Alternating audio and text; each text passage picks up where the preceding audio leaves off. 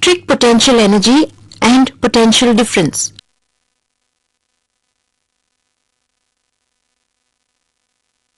A stationary electric charge at infinity has no energy associated with it. Let us bring a unit positive charge from an infinity position to any arbitrary point in the electric field, working against the electric field.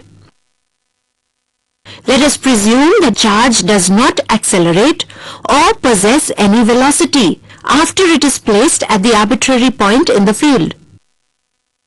As a result, it has zero kinetic energy at the specified point. The question is, how do we account for the work done on the charge? Especially since the field is conservative and there is no way in which the work done on the charge can be utilized.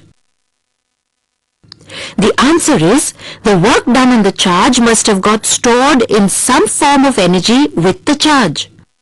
To test this fact, let us now observe the charge at the point in the electric field after bringing it from infinite position. The particle is in a state of motion, thereby possessing some kinetic energy which accounts for the work done on the charge and ensures that the law of conservation of energy is not violated. Hence, we can say that the particle has acquired some energy in the electric field. This energy acquired by the charged particle is nothing but the potential energy of the particle in that particular field.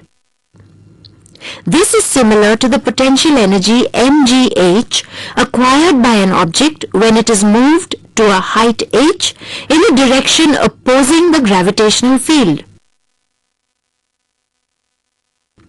Since we have been considering a unit positive charge, Vp is equal to minus integration from infinity to p vector E dot vector dl is called the electric potential energy of the unit positive charge at point P.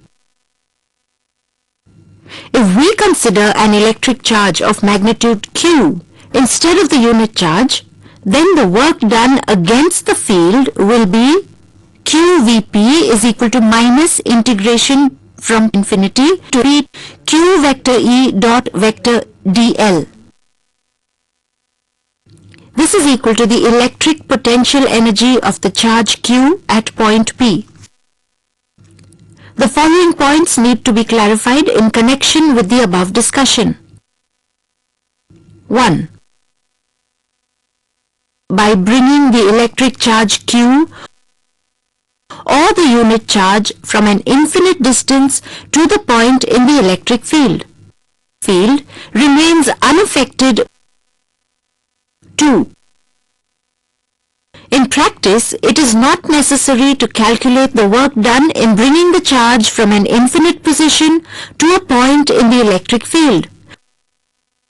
But one needs to calculate the potential difference between 2 points P and Q will be UQ minus UP is equal to minus integration from P to Q vector E dot vector dl. Multiplying equation with Q. 3. We were discussing the potential energy of an electric charge in an electric field. This potential energy is not only associated with the concerned charge Q, but can be considered as the potential energy of the entire charge distribution, which gives rise to the electric field.